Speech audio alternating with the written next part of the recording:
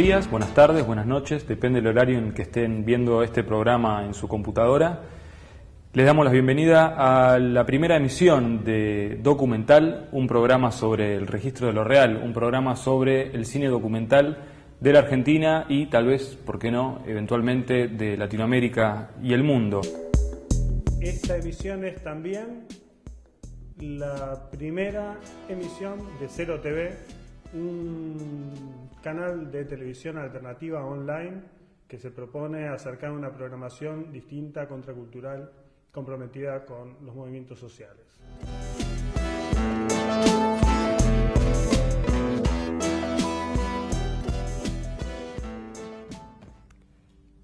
Y este primer programa de documental, Registro de lo Real, estará íntegramente dedicado a la 7ª muestra anual que realiza la Asociación Documentalistas Argentinos, DOCA, que en este caso se va a proyectar sus películas en el Cine Gomón y Cosmos de la Ciudad de Buenos Aires.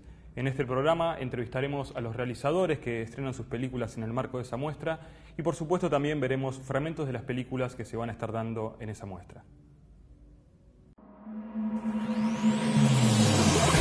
Vení a la 7ª muestra DOCA, cine documental, que la realidad estalle en 1000 pantallas. Del 5 al 11 de diciembre del 2013 en el Cine Gaumont de Buenos Aires.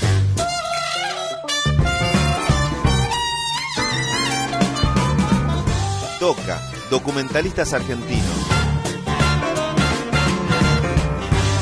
Busca toda la información en www.docacine.com.ar.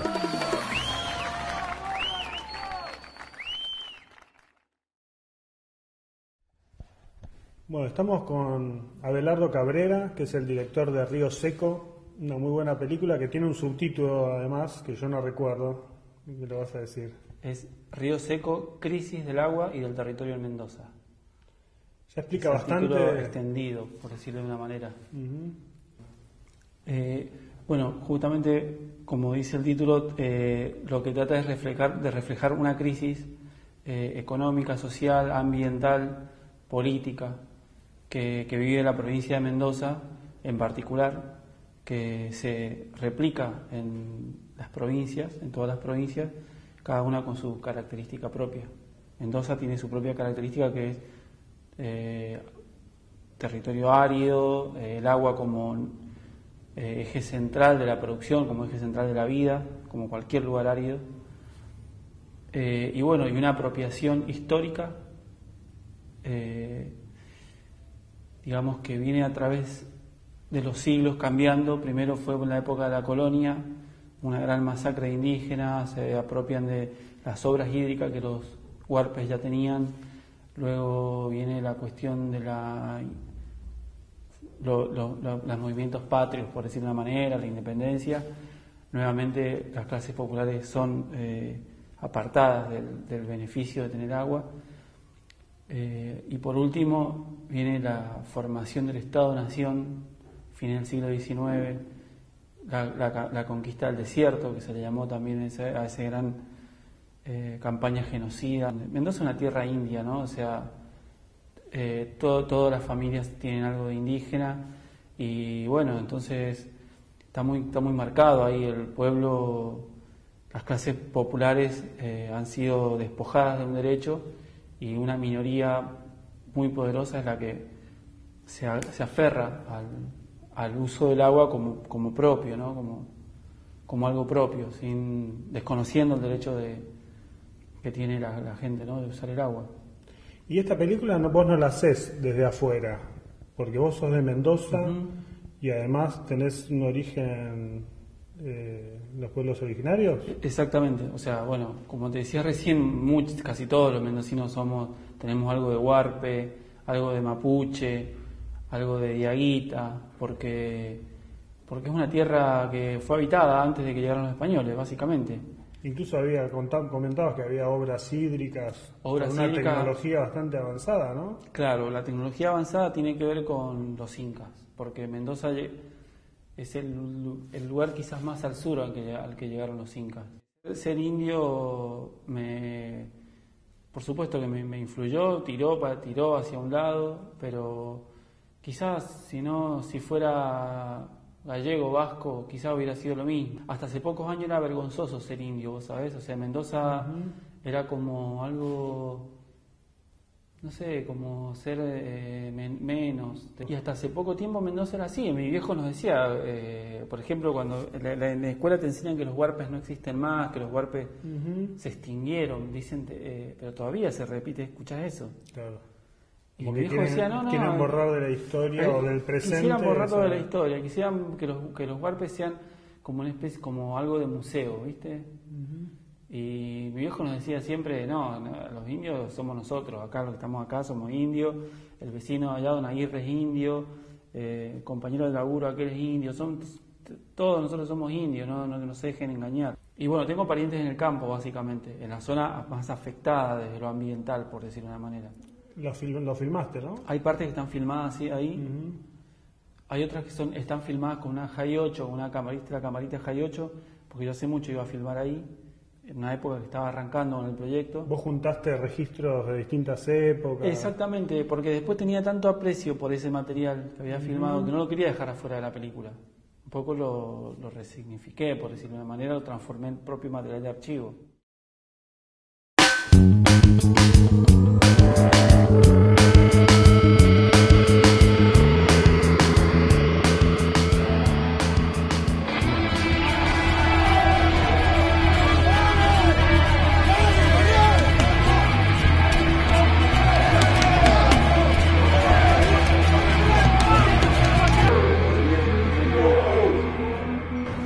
Mariano Ferreira murió apenas llegado al hospital Argerich, donde los médicos no pudieron hacer nada para sanar la herida de una bala en el pulmón. Tenía 23 años. A ver, ¿dónde empieza esto? Para tirarse un muerto tiene que haber más motivos que una interna política. Tienen que ser intereses grandes que comprometan a muchos más que los que estuvieron ahí. Y en la Subsecretaría de Transporte Ferroviario. A usted le gustan los quilombos, jefe, ¿no? Muchas gracias. Chao, hasta luego. Chao. ¿Qué pasó? Ahora Pedraza quiere dar una entrevista.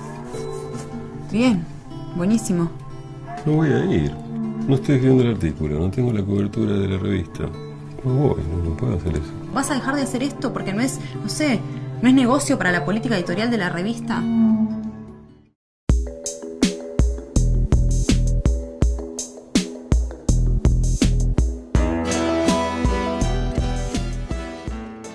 Bueno, estamos en esta ocasión con Fernando Krismar del Grupo Cine Insurgente, que en la muestra DOCA de este año, del año 2013, está presentando una película que creo que es una de las que más expectativas está despertando, que es El Camino de Santiago, sobre el gran realizador cubano, el gran maestro Santiago Álvarez. ¿Cómo estás, Fernando? Bien, en realidad se llama El Camino de Santiago, Periodismo, Cine y Revolución en Cuba, porque el problema es que Santiago es una figura muy conocida en el ambiente, digamos, del documentalismo latinoamericano, digamos, tirando de izquierdista o social, pero no es una figura conocida por el público, ¿no? Teniendo en cuenta que es una película que apunta a ser estrenada en sala o eventualmente ir a la tele, la idea es despertar un poco más de expectativa con este subtítulo, que además siempre le hemos puesto subtítulos a las películas por las dudas, nunca estamos del todo seguros de los títulos.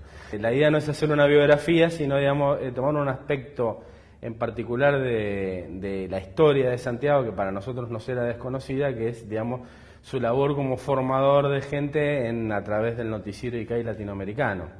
Porque si uno analiza la obra de Santiago Álvarez, por empezar, es una obra que es producto directo de la política, en el sentido que él, cuando triunfa la revolución, tiene 40 años y es convocado por los máximos dirigentes de la revolución y del ICAI, que eran también máximos dirigentes de la revolución, del Instituto Cubano del Arte y la Industria Cinematográfica, a hacer un noticiero para disputarle la pantalla a los otros noticieros residuales que quedaban de la época del capitalismo. Entonces se hizo esto como una herramienta política y se la puso en manos de alguien que hasta ese momento era un administrativo, era un tipo de los 40 años, no había tenido experiencias previas cinematográficas, había laborado en un canal de televisión, pero de archivista de sonido. Pero a la vez, digamos, clandestinamente o medio clandestinamente, porque no sé si era exactamente una organización clandestina, él era el administrativo o el que manejaba los números de la Asociación Cultural Nuestro Tiempo, que era una especie de CCC de acá,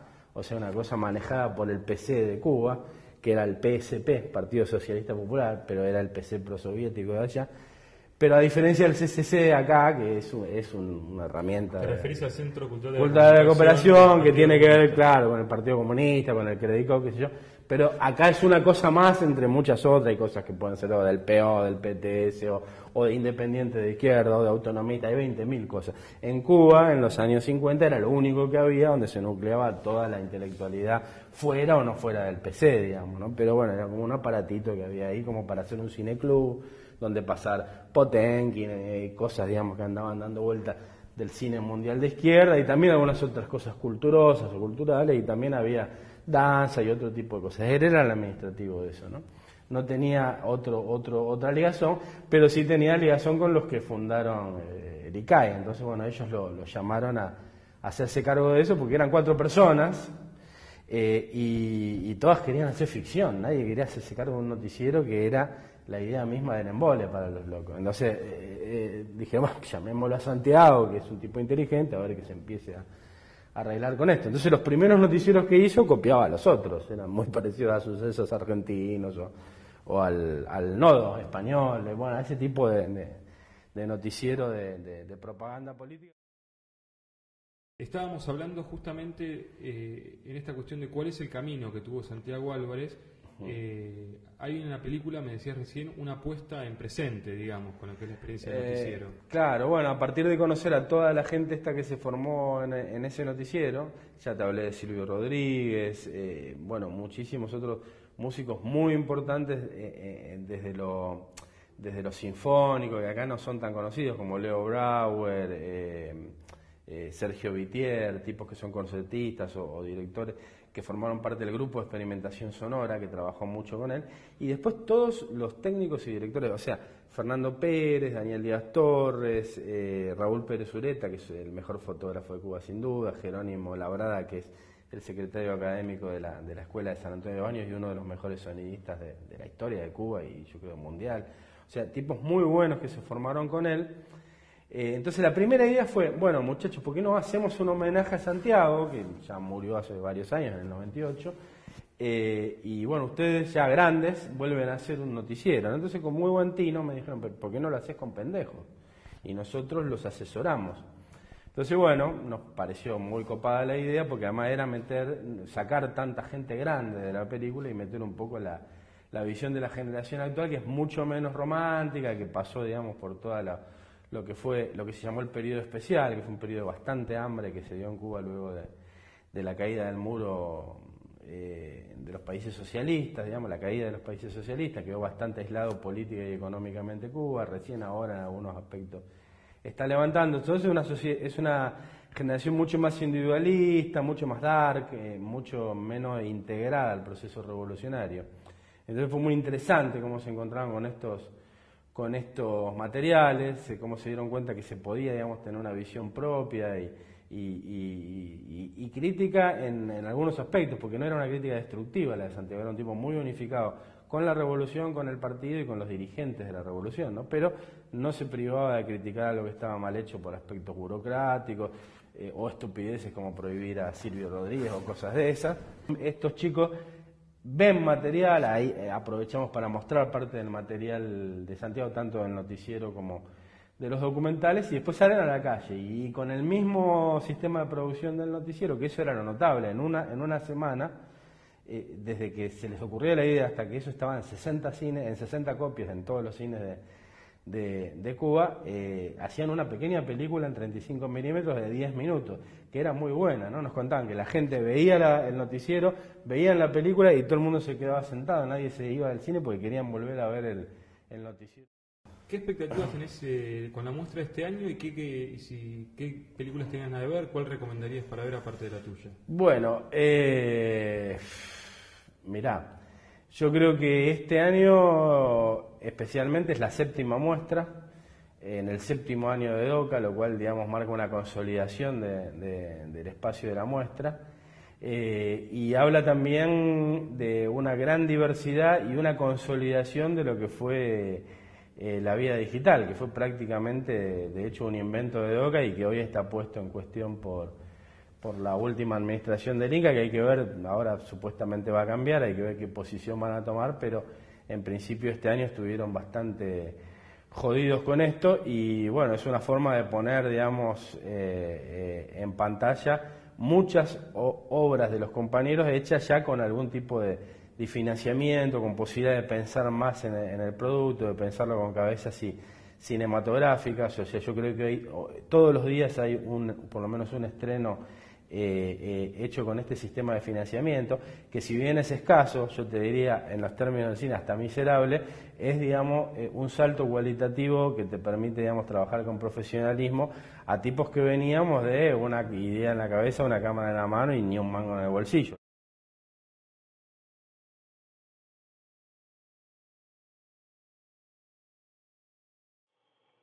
Están llegando, de a uno, y ahora son pocos, y después van a ser más, y después muchísimos más. Muchos payasos, muchísimos payasos. Y cuando hay muchísimos payasos, seguro, hay muchísimos problemas.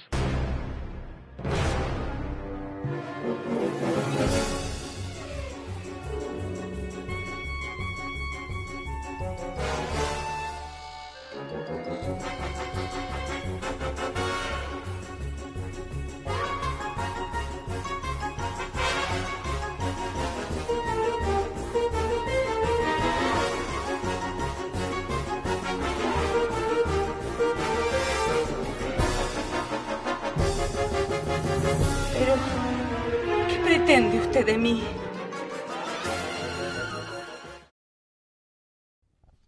Bueno, en el marco de la séptima muestra DOCA del año 2013, entre los estrenos o en realidad las proyecciones de largometrajes de socios de DOCA, se va a estar dando Solo para Payasos, una película de Lucas Martelli y Gabriela Jaime. Estamos hoy con Gaby Jaime. Muchas gracias por venir. De nada. Te aclaro, la película está dirigida por Lucas Martelli y la realización es de Lucas Martelli, Gaby Jaime, Horacio Almada y Claudio Remedi. Grupo de Boedo a pleno. Una película del Grupo de Boedo Film de pura cepa. De pura cepa. Contanos un poco de qué trae esta película Solo para Payasos. Bueno, es un poco complicado porque no es una película convencional, no es una ficción, no es un documental que podríamos llamar un documental clásico, es lo que a mí me gusta denominar una película. Es una película solo para payasos. A Lucas le gusta decir muchas veces que es una película, como su nombre indica, solo para payasos. A mí me gusta decir que es una película que es para el payaso que todos llevamos adentro.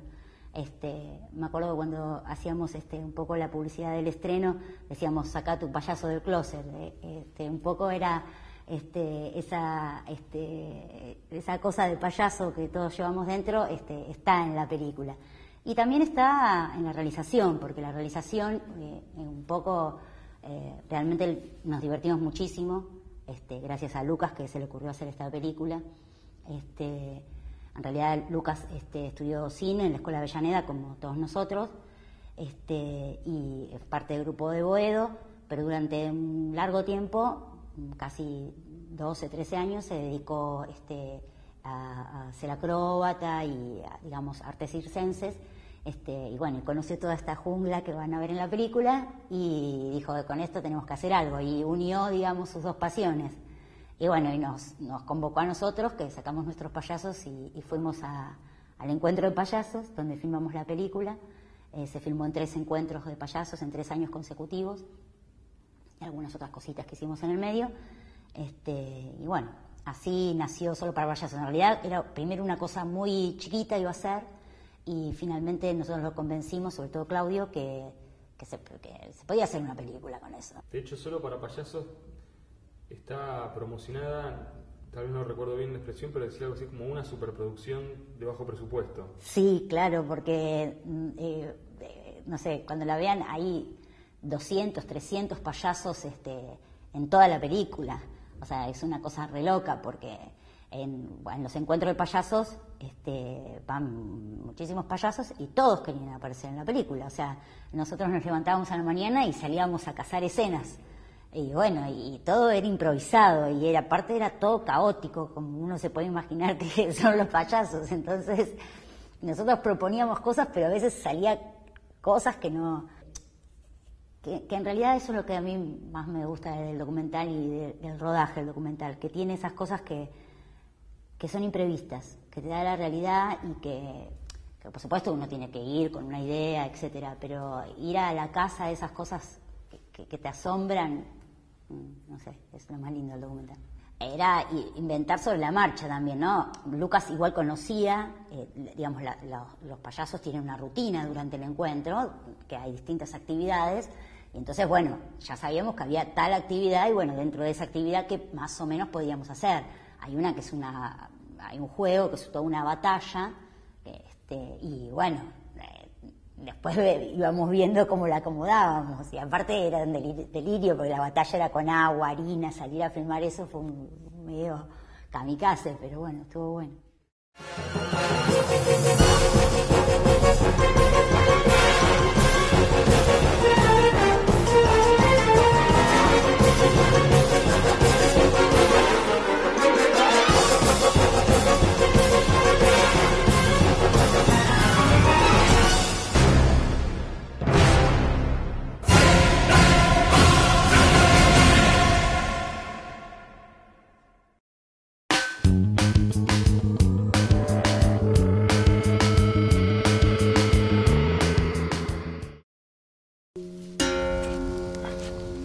Que es la vida indígena, ¿no? Claro.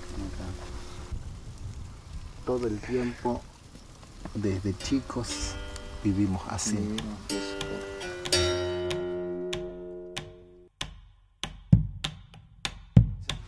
Porque a muchos no les importa el río. No lo sienten el río como lo sentís vos. Nosotros dependemos de nuestro río. Vivimos de nuestro padre río. Están pidiendo agua a los ganaderos. La sociedad rural paraguaya. Tiene un teléfono abierto con el presidente de su país directo. Entonces. Y esa es la preocupación más grande del pueblo Huesnayek y Huiquí, que vivimos en las riberas del Pilcomayo. Y ahora están viajando mañana a una reunión urgente que se va a llevar en Asunción del Paraguay para poder ver el planteamiento y soluciones inmediatas, porque no nos olvidemos que de la pesca vive un pueblo. Este río, digamos un río ahora, está hecho por el hombre, no es una cosa natural. Es el proyecto Pantalón, que ya no se debe llamar Pantalón, ¿no? Porque nunca un pantalón va a ser como este, no una sola pierna. Salió bien, vamos de vuelta igual. Sí, vamos, ¿no? Dale.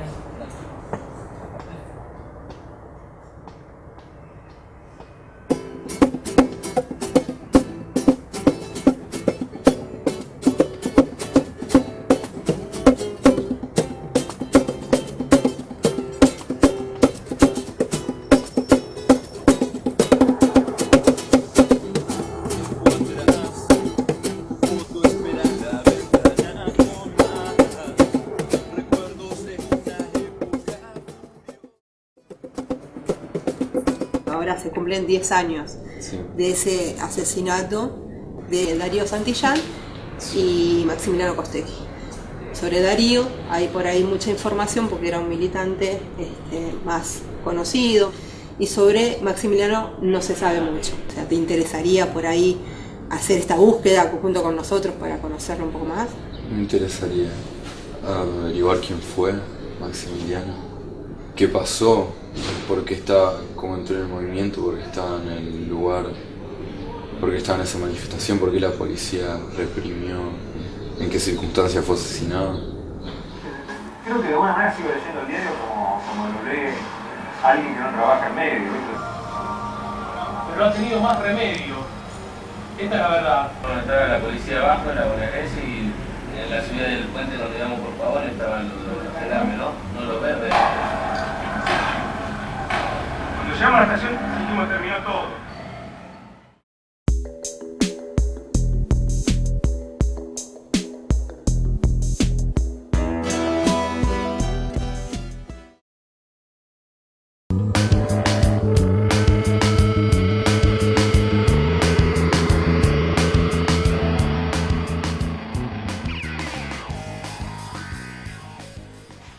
Bueno, en el marco de la séptima muestra DOCA 2013, en el Cine Gomón se va a estar pasando justo el 10 de diciembre, en el 30 aniversario de la Vuelta a la Democracia, la última película de Patricio Escobar, aquí presente con nosotros, que se llama ¿Qué democracia? ¿Cómo estás, Patricio? Hola, gracias por invitarme. Bien, contento que se pase la peli por primera vez en cine. Nosotros la estrenamos en abril, empezamos a estrenar, a mostrar la película, y fue más que nada en más espacios alternativos, no tanto el espacio comercial. Así que nos gustaba mucho este tipo de películas, se muestran en plazas, en parques, en centros culturales, o sea, siempre planteando la necesidad de que la película, después de verse, se genere debate, ¿no?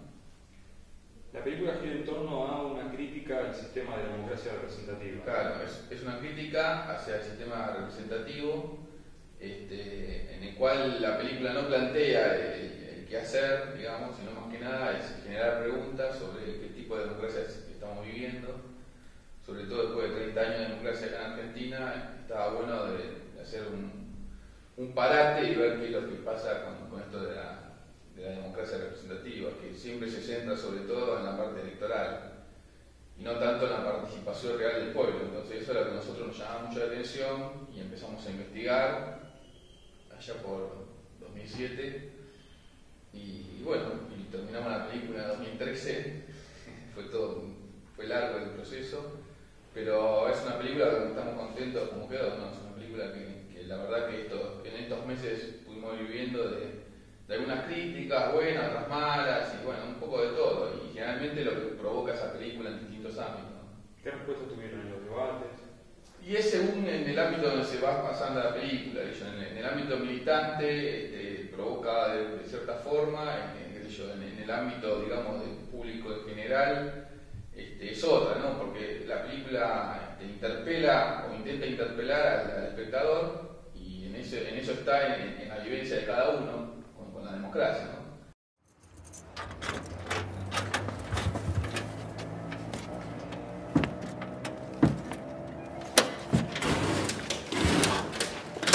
Pasen, es por acá.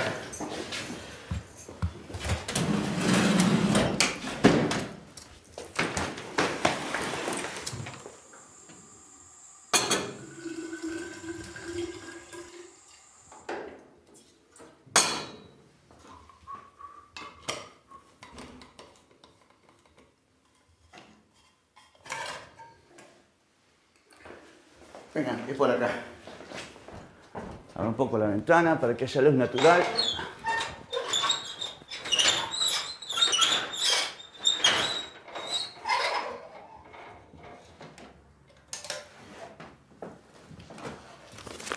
¿Cómo empezaste con la investigación? Allá en el 2003, cuando salía del Cuarto Oscuro. A mí lo del 2001, las asambleas barriales, la crisis de representatividad, todo eso me había pegado mucho, ¿no? Porque nunca había sentido esa libertad interna que sentí en ese momento. Aparte, no era solo yo, había gente en las plazas, en los parques, en las esquinas, votando, decidiendo. No sabés lo que era eso. Para mí me marcó. Y a partir de ese momento empecé a dudar. Dije, esto de la democracia normativa, hay algo que no me cierra. Y fue ahí cuando salí del Cuarto Oscuro y realmente me sentí un boludo. Desde chiquitito, acá en la escuela primaria, también te van diciendo, la democracia es lo único que tenemos, con la democracia participás. Y después llega el año de las elecciones, ¿no? Entonces vos estás en la salita de 5 y los nenes, ¿qué hacen? Arman su propio DNI, después arman las urnas, después arman su cuartito oscuro. ¿Para qué? Para así votan como mamá y papá. Sí, obviamente, nosotros no nos preocupamos para que la gente, bueno, es la democracia directa o es otro tipo de democracia que haya habido en el mundo en el cual podamos tomar como ejemplo. No, nosotros más que nada es esta crítica, ¿no? Principal en la contradicción de la teoría democrática que te dicen que todos participamos, somos todos buenos y somos todos democráticos, y en la práctica que eso no se da. Y nos causaba mucho, digamos, interrogantes también el tema de que es algo que no se discute. Es un tema que por lo general es algo que ya nos viene inculcado de chiquitos y es algo que no se ve que se haya debate sobre ese tema. Y que estaría bueno que haya debate para generar una mejor democracia. O sea, obviamente nosotros con la película estamos en contra de la dictadura Y esta película se pudo hacer, como te decía antes, porque hubo 30 años de democracia en Argentina, ¿no? O sea, después de vivir tantos años en democracia tenemos ganas de debatir qué otra democracia se puede generar.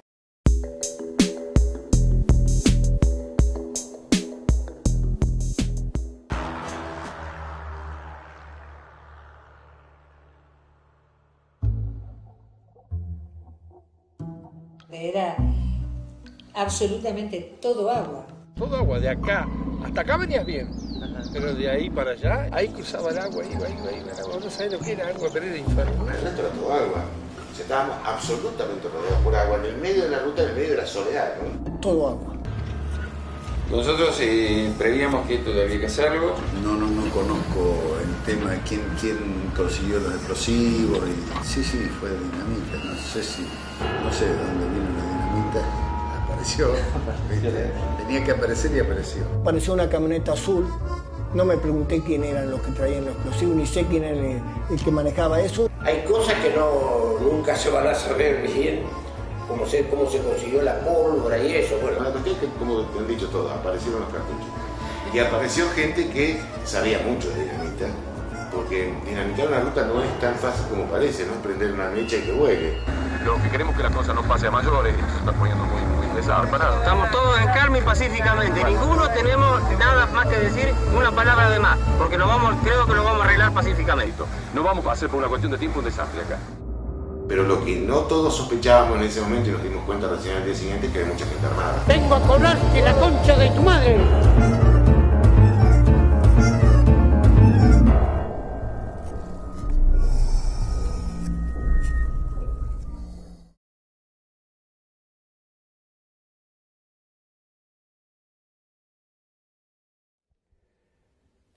Bueno, estamos con Tatiana Mazú y Joaquín Maito, que son los codirectores de El Estado de las Cosas, un largometraje que se va a presentar en la muestra DOCA, esta 7ª muestra DOCA. Si tuvieras que definir en pocas palabras de qué trata la película, ¿qué dirías? Yo diría que la película trata de la relación de las personas con los objetos materiales y cómo esa relación a veces supera lo que es la relación de mercado, de un valor y un costo, sino que a veces esa relación pasa a ser emocional y sentimental. El eje es, se toman por un lado, el valor objetivo, el valor de mercado, por el otro lado el valor afectivo que uno tiene o las personas tienen por los objetos, pero al mismo tiempo creo que lo que la película pone en vinculación es justamente esta relación entre los afectos y el mercado. O sea, están esos dos niveles de vinculación de uno con los objetos, el afectivo y el objetivo. 142, con esta sillita de plástico. ¿Está el respaldo, Ricky? Ricky, ¿no está el respaldo? Ahí está. Todas las cortinitas. Bueno, 50 pesos vale el lote de los cortinados. Hay muchos, chicos, un lote de virgen. A ver, las vírgenes. Mirá qué lindo. Bueno. Mostrámela esa, Ricky, está muy linda, que no se caiga. Remite. Ahí está. Ahí están los cofrecitos. ¿Cuánto valen los dos? Los dos. ¿Valen 10 pesos? No hay interés. 10 el señor acá abajo. Los dos. Vendo en 10 pesos los dos, no cada uno. Se valen 10 pesos. 2.44. Johnny, ¿dónde andás?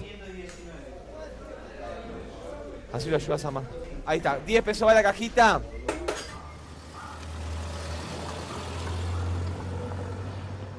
Bueno, recién ahora están bajando una camioneta, un señor de Avenida Belgrano que me llamó. La mamá está muy mal, son 3 hermanos. O sea, mal porque ya es una señora mayor y bueno, tiene sus problemas de salud, o sea que está en un hogar de ancianos. Y bueno, ella decidió que vender todas sus cosas que ya no va a usar para usar ese dinero, disponer ese dinero para no someter a los hijos a que tengan que bancarla, ¿no? con los gastos y demás. ¿Y cómo llegaron a esa casa de remates en la que transcurre la película? ¿Cómo se fue formando la idea de que ahí había una película? Nosotros lo que hacemos habitualmente es trabajar en dirección de arte. Entonces es como que siempre estamos en la búsqueda de cosas y de objetos, ya sea por internet o por no. Es más, nosotros podríamos ser en cierta forma un personaje que está dentro de la película, de buscar cosas. Y bueno, en esa búsqueda de cosas llegamos a este remate justamente para comprar, y teníamos que comprar en esa situación un montón de libros, teníamos que hacer una montaña de libros. Y fuimos, compramos un montón de libros en ese remate y como que nos quedó pensando y charlando, dijimos que era como un buen tema, para un buen lugar como para hacer una película que habla justamente del mercado, del capitalismo, de un montón de cosas que a priori como parecen como términos muy duros y como difícil de encarar, y que nos parecía que el lugar ese lo ilustraba como muy bien. Pero también pasó que, bueno, nos empezaron a llamar la atención cosas particulares como el rematador, que se convirtió en un personaje después bastante central, en su manera de hablar, en la manera de adornar el discurso para venderte hasta la cosa más insignificante, inútil o destruida. Entonces empezamos a ver un poco, como decía Jo, una excusa para hablar con cierta ironía y bastante humor de cosas con las que discutimos políticamente diariamente, como el capitalismo, los mercados y cómo nos afectan en la vida cotidiana.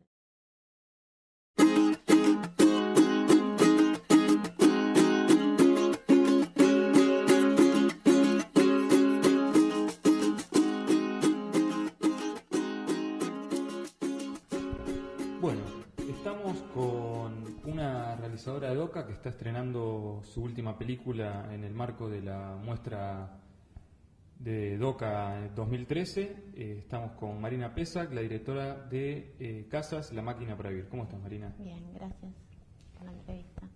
Contanos un poco sobre tu proyecto, sobre Casas. Casas empezó hace como 4 o 5 años en una investigación que estaba haciendo sobre el tema de la vivienda en la ciudad de Buenos Aires. No sabía muy bien todavía si iba a terminar en una película o qué, y charlando una vez con mi viejo sobre el tema, empezamos a acordarnos de las casas donde habíamos vivido cuando yo era chica, y en una sobremesa así de domingo, un domingo familiar, y cuando volví a casa me encontré con un mail que me había mandado mi viejo, donde me mandaba una lista con las direcciones y años y anécdotas de cada una de las casas donde habíamos vivido, y bueno, ahí es como que hice un quiebre, que me di cuenta que el tema iba más para ese lado y que sí que me interesaba hacer un documental, pero que retratara de alguna forma no la lucha por una vivienda, sino el camino de las personas en medio de esa lucha por obtener una vivienda. Llegué, primero lo que pensé es que si bien la historia personal mía me hacía mucho ruido en la cabeza, tenía muy claro que no era la historia protagonista de la situación. Entonces me empecé a vincular, yo ya había vivido aparte en el barrio, conocía la problemática de la traza de la U3, y entonces decidí volver al barrio, y ahí me volví a contactar con gente que conocía que estaba en el tema de la lucha de la vivienda, y empecé a ir a asambleas, algunas reuniones, y ahí en una de esas reuniones la conocí a Miriam. Y me acerqué más a ella, tuvimos así como durante 2 años, estuve yendo a la casa de ella, a hablar con ella, y cada vez me fui interiorizando más acerca de cómo era su vida, y me llamó mucho la atención en el caso de Miriam eso, de estar en una situación de ocupación durante más de 20 años, de hecho todavía sigue ahí viviendo, viniendo, digamos, de una vida en la que no necesariamente tendría por qué haber terminado así, digamos. Y en el caso de Eli, que es la otra protagonista, también yo la conocía porque ella vivía en La Lechería, que es este lugar que quedaba ahí en el costado de la vía, en la Paternal, y la conocía porque sus hijos iban a la misma escuela que mi hija. Y siempre charlábamos en la puerta de la escuela cómo estaba el tema de la lechería. Yo en varias oportunidades fui y a colaborar en algunas cosas que no tenían nada que ver con el tema de lo que pasaba con la vivienda, hasta que llegó el momento del desalojo definitivo de la lechería, y ahí es cuando también me acerqué más a una Eli, Y lo que en el caso de Eli me llamaba mucho la atención que ella no tenía como un registro, una conciencia del camino que había hecho para involucrarse con el tema de la vivienda. Ella venía de un lugar muy humilde, del interior, nunca se había visto en esa situación de vida. Y la verdad que terminó dirigiendo toda una cooperativa por la vivienda, siendo un referente súper importante ahí en la lechería, y aún lo sigue siendo.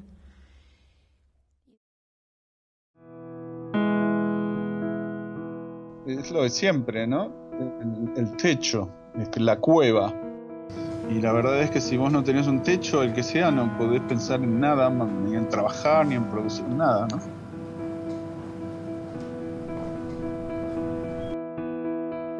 Si vos tenés tu casa, te ocupás de otra cosa. Claro. Porque ya tenés tu lugar, ¿no?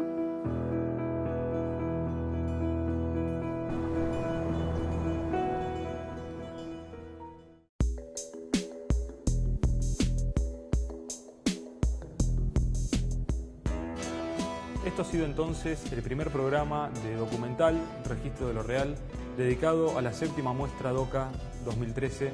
Esperamos que lo hayan disfrutado. Nos reencontramos en 15 días con una cobertura especial nuevamente dedicada a la muestra de documentalistas argentinos.